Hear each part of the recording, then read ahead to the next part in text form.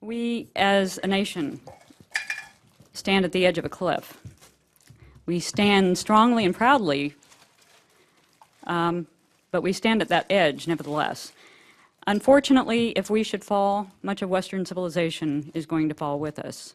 That's how dire this threat is.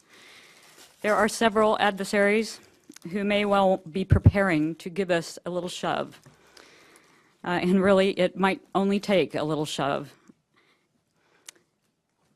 There are several who want to remove us as an actor on the world stage, instantaneously and long term. That's the only way they can do it. Iran, North Korea, Russia, China, terrorists, the list goes on and on. These are the key players. They each have their own agendas, but they're not completely averse to working together toward our end.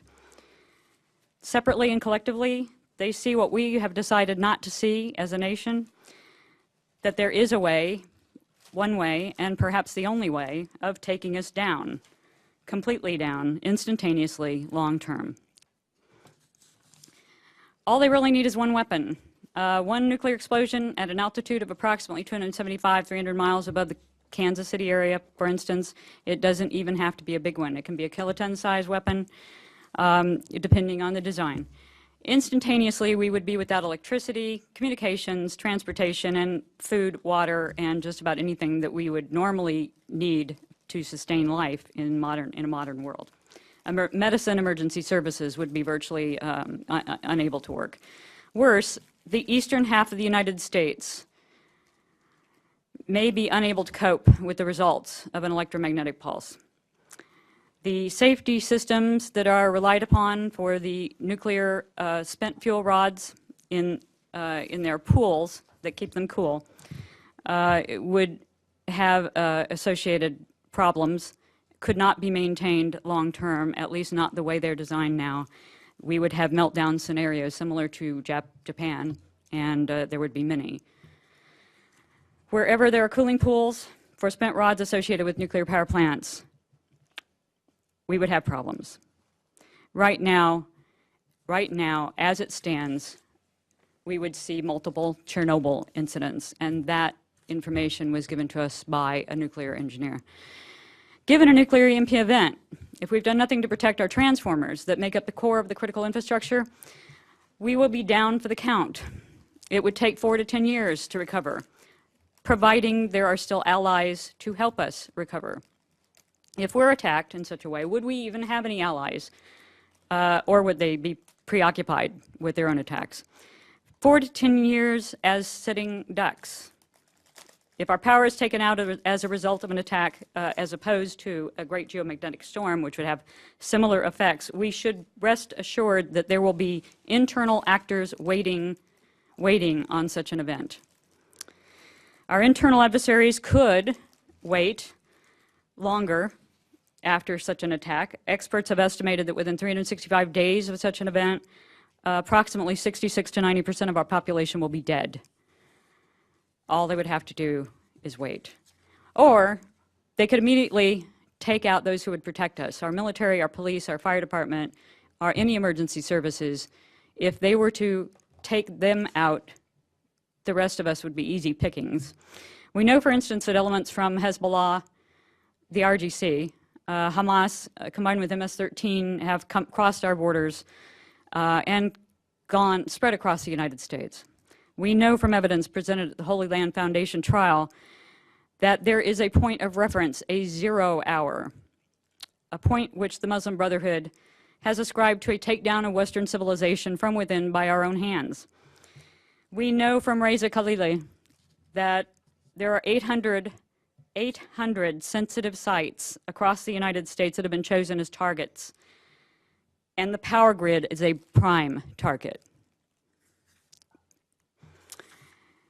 Whatever the form the internal threat takes, are we prepared? Could we fight back as individuals?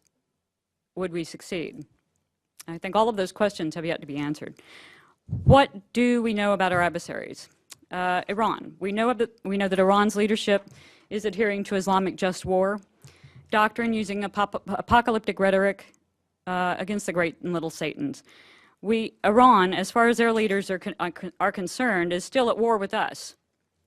They see their nuclear program as an inevitable escalation to an equally inevitable conclusion. Global Islam, global Sharia, following the return of the Mahdi. We know from popular Islamic texts, apocalyptic texts, general apocalyptic and modern apocalyptic texts, that scenarios include such things as satellites falling from the sky, satellites failing, planes falling from the sky, and all power of electricity stopping. This bodes really badly for us. This is a description of an EMP event. We know that Iran has established ties with North Korea. Iran has not only been present at North Korea's tests, nuclear tests, but reports are that the third nuclear test, which is about to happen if it hasn't already, may in fact be for Iran. We know that North Korea has been working on their own super EMP weapon, a more efficient and effective design that came from the Russian scientists who were employed to work on the North Korean system, on the North Korean weapons program. We know that Russia has long supported Iran. We know that Iran and Russia have established close ties with Venezuela, close ties that include military bases and missile sites. We know that China has been helping North Korea's program. We know that the Chinese have written about an EMP attack against us.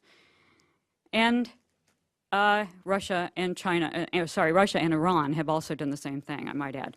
But specific to China, we've had two PLA colonels who have developed a 12-point plan and wrote about it in a book called Total War Against the United States.